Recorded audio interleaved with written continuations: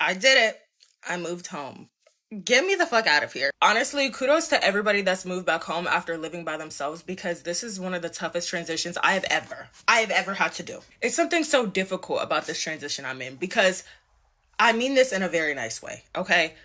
There are too many people talking to me. Like, because if it's not about those damn dishes, if it's not about coming home at a certain time, if it's not about complaining about what time I wake up in the morning, it's about something. It's about something. And you know what? Maybe God just wants me to be very emotionally intelligent, because the way that my patience is tested every single day, like, I'm trying to breathe and I can't even breathe without being told to sweep the staircase. Yes, I'm saving a lot of money by living at home. Yes, I'm very grateful and I'm very blessed that I even have a home to come back to. However, this transition is not easy for me. And I have very, very nice parents. My parents are very cool and understanding. However, no one can annoy you more than your parents. They just know exactly how to twist that button. You know what I mean? So many people are moving back in with their parents, and this is a huge recession indicator, in my opinion.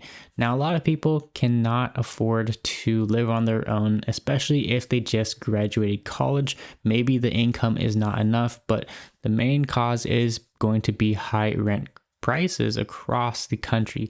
Now, of course, California and New York City are going to have the highest rent prices, but we're seeing rent increase across every single state. So it's becoming more and more unaffordable for a lot of people. And the best way to save money is actually having your housing costs very little. And that is going to happen if you're able and fortunate enough to move in with your parents. Now, a lot of people cannot do that. But for those who are, there's no shame in doing it. You're going to save a lot of money.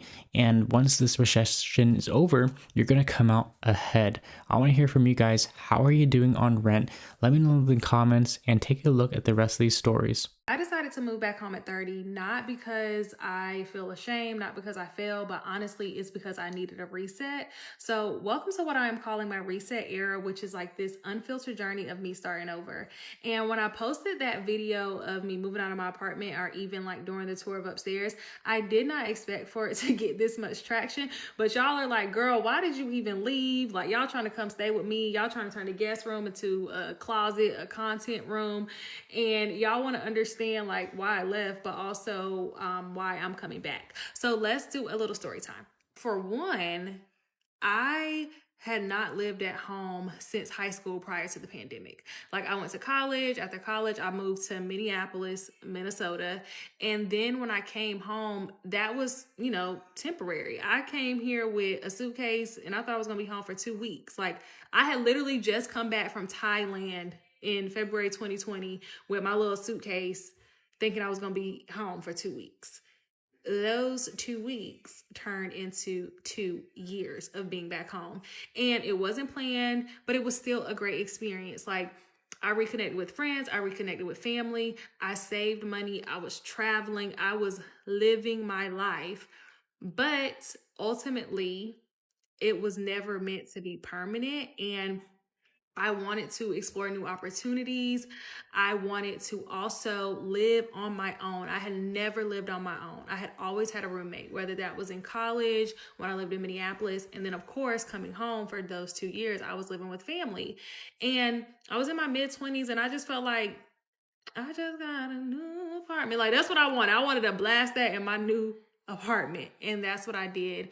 And I enjoy living on my own. I had a great time.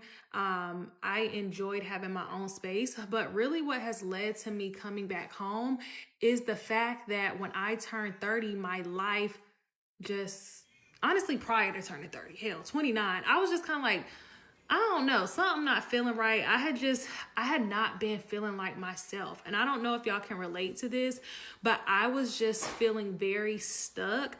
And like I was in my own way, but I could not get out of my way. And I felt like I was just kind of going through the motions. I was surviving and not thriving. Things were happening professionally, personally, romantically. And I was just like, God, clearly you have me on your strongest soldiers list. I'm ready to come off. I don't know what I've done. I don't know what I did in the past. I don't know, but I'm ready to come up off this list. And so because I kind of was going through a lot, I felt like I wanted to just kind of start over. And what I'm realizing is that honestly, you can do what you want to do. If you decide you want to break your lease and go home for a couple of months, then do that. If you decide you want to break your lease and go live in Europe for 6 months, then do that if you can. And so I just made the decision that, hey, I'm going to break my lease. I'm going to go home. I'm going to reset. I'm going to think about what's next. I'm going to put myself in an environment where I can really lock in and just get out of this funk that I feel like I've been in. And the best thing I felt I could do was bringing my booty back to this house with my mama. So that's what I'm doing. I'm blessed. Obviously, y'all saw the space upstairs. Y'all are like, oh, we need to see a part 2. We want to see you do like how you're going to transform it. Honestly, I wasn't planning to do too much up there because I don't want to get comfortable.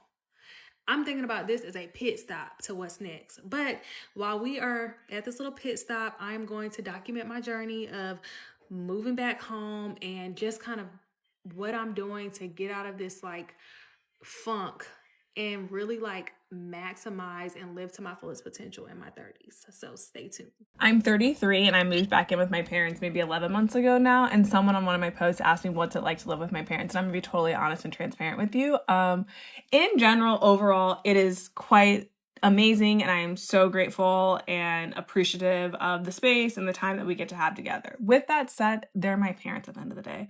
Are they annoying? Yes. Do I think they pry a little too much? Yes. Do I think they don't make the healthiest eating habits? And that annoys me. And it's also causing me to gain a little bit of weight because I don't have the self-control that I need to live in this house. Also, yes. But like, do I have more dinners, more walks, more conversations, more all these wonderful things that I would have had if I hadn't lived with them? Also, yeah. So there's pros and cons to it. I don't think there's any like one major glaring flag that's like standing out in my face. So I'm like, if you have the opportunity and you have a decent relationship with your parents, I'm obviously going to say I encourage it, but I understand that it's not the reality for everybody. But overall, it's been quite a positive experience. I really am super grateful for them. So hopefully that helps someone. Toodles. Hey, that period, if you ever have to go from living by yourself to living with your parents again for whatever reason, let's be honest here. We're going to be honest. It's a little bit embarrassing. And it's annoying. Hey, I love my parents, but going from peace and quiet to having to hear them screaming, yelling, laughing, farting all the time, it can't be good for your mental health. And they nosy as hell. I couldn't walk in the house without nothing to eat without them saying, hey, what you got? Damn! I should have just ate my shit in the car. Can't put nothing in the refrigerator for you to eat for just yourself. My dad, we eat everything. I remember the final straw when I had to get the fuck out. I put a whole watermelon in the refrigerator. Mind you, it's off-peak season, so I had to spend like $15 for it. My dad ate the whole thing and didn't give a damn. But there are good things about living with your parents. Hey, no rent. I was just helping them out just a little bit, but I was able to pay off my credit cards in full, save up a little bit of money, and get my credit right. I did what I needed to do to get the fuck out of there. And I'm sure with the layoffs and this recession probably happening, it's going to be a lot more people moving back with their parents. And you know what? Do what you got to do. It's been years for me alone now, but hey, I remember that time with my parents like it was yesterday. I love my parents, but I'm going to love them from a distance going forward. Save your money, 'cause when you're broke, it ain't funny. Maybe moving back in with your parents is the new flex. And let me explain. Like, what if we stop for a second and just stop burning ourselves out on paying rent and paying all these useless bills on places that we don't even own? You know, you save money, you heal, you reset. You finally get to slow down. You finally get to move with intention and save some money. God willing, you got a good relationship with your parents. And I get it. Everybody's so quick to say, oh, you live at home, you live at home. But honestly, I think that is changing. I think that is quickly changing because people are realizing that this economy is not set up for you to live alone and for you to be single in this country. And honestly, I think it's smarter than struggling. I think it's smarter to save home, stay home and make money and save money than saying, oh, well, at least I got my own place. Yeah, you got your own place, but you broke. Shit's changed. And I think we might have to bring back multi-generational housing. Because honestly, we Americans, we're the only one who live like this. We're the only one who clown each other for still living with our folks. It's honestly really stupid because if you can save a lot of money, you can combine your resources, you can get whatever you want. This consumerism, capitalistic society that America has brainwashed into our mind that you have to have your own everything is not normal and it's not necessary. So I don't know. Maybe we need to spark some conversations on multi-generational housing again. What y'all think?